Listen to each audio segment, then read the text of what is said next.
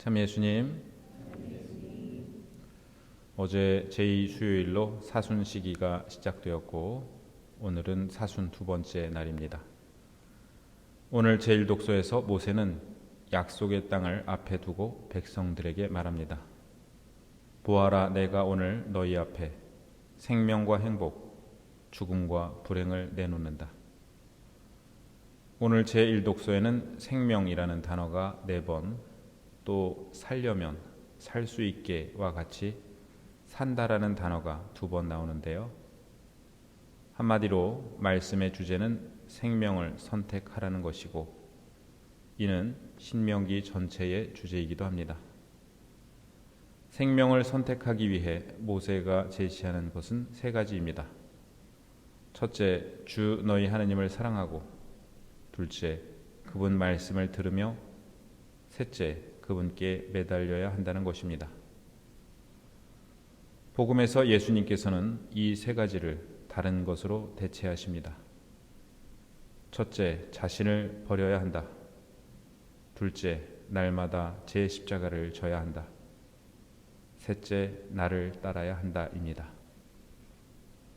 첫째, 자신을 버린다는 것은 직역하면 자신을 부인한다는 것입니다. 나인가 예수님인가 라는 선택의 순간에 나를 버리고 예수님을 선택하는 것입니다. 베드로가 예수님을 모른다고 부인했을 때 같은 단어가 쓰였습니다. 베드로는 예수님을 버리고 자신을 택했던 것입니다. 그러나 우리는 자신을 부인하고 예수님을 택해야 하며 자신의 방식을 버리고 하느님의 방식을 택해야 합니다. 둘째로 예수님께서는 날마다 제 십자가를 지라고 하십니다. 십자가는 로마 제국 시대의 처형 도구였는데요. 너무나 잔인한 형벌이었기 때문에 제국의 권위에 도전한 정치범들만을 본보기로 십자가에 처형했습니다. 그런데 죄수는 자신이 못 박히게 될 십자가를 몸소 지고 가야 했습니다. 그것은 죄수가 마지막 순간에 로마 정부에 굴복한다는 것을 공개적으로 보여주는 행위였습니다. 십자가를 지는 것은 제국의 권위에 도전했던 죄수가 그 제국이 부여한 가장 잔인한 형벌에 의해 처형된다는 것을 모든 사람에게 보여주는 것이었고 이는 죄수에게 수치이고 모욕이었습니다. 자기 십자가를 진다는 것은 오늘날 우리가 상상하듯 멋져 보이거나 아름다워 보이는 것이 아니라 굴욕적인 일이었습니다. 그런데 왜 예수님께서는 자기 십자가를 지라고 하실까요? 예수님께서 만일 십자가를 지지 않으셨더라면 예수님은 아마 더 오래 사셨겠지만 우리가 과연 십자가 없는 예수님을 생각할 수 있을지 의문입니다.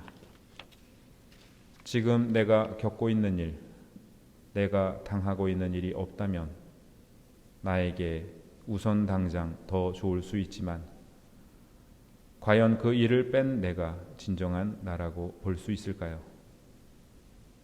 어쩌면 내가 나이기에 수반되는 일들, 내가 맡고 있는 직책, 가정과 공동체에서 나의 위치와 역할 때문에 내가 겪어야 하는 그 일은 나를 힘들게도 하지만 진정 나를 나답게 만드는 일일 것입니다. 그 일은 수치스럽고 모욕적이고 부끄러울 수 있습니다. 십자가 자체가 수치이고 모욕이며 부끄러움이기 때문입니다. 그러나 예수님은 로마 제국에 굴복한다는 의미로 십자가를 지지 않으셨습니다.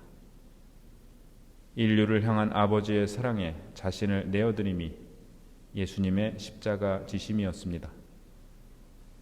예수님께 십자가는 더 이상 당신을 처형하는 도구가 아니라 인간을 지극히 사랑하시는 아버지의 사랑 앞에 자신을 봉헌하시는 가장 깊은 사랑의 징표였습니다. 세 번째로 예수님은 나를 따라야 한다고 말씀하십니다. 우리가 자신을 버리고 날마다 제 십자가를 져야 하는 이유는 예수님을 따르기 위해서이고 예수님을 닮기 위해서입니다. 우리 삶의 목표는 예수님을 닮는 것입니다. 자신을 버리고 십자가를 져야 예수님을 닮습니다. 십자가는 지금 나의 삶의 조건을 받아들이는 것이고 예수님을 닮지 못하도록 회방하는 것들을 물리치고 예수님을 닮아가는 것을 의미합니다.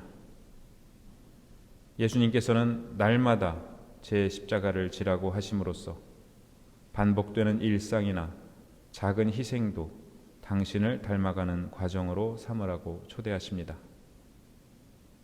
모세가 약속의 땅을 앞에 두고 이스라엘 백성들에게 말한 것처럼 예수님께서는 사순시기를 시작하며 광야에 서 있는 우리에게 세 가지 말씀을 하십니다. 자신을 비우고 주어진 삶을 껴안으며 당신과 함께 걸어가자고 하십니다. 이 세 가지가 사순시기를 살아가는 원리이자 그리스도인으로서 삶을 살아가는 원리입니다. 누구든지 내 뒤를 따라오려면 자신을 버리고 날마다 제 십자가를 지고 나를 따라야 한다.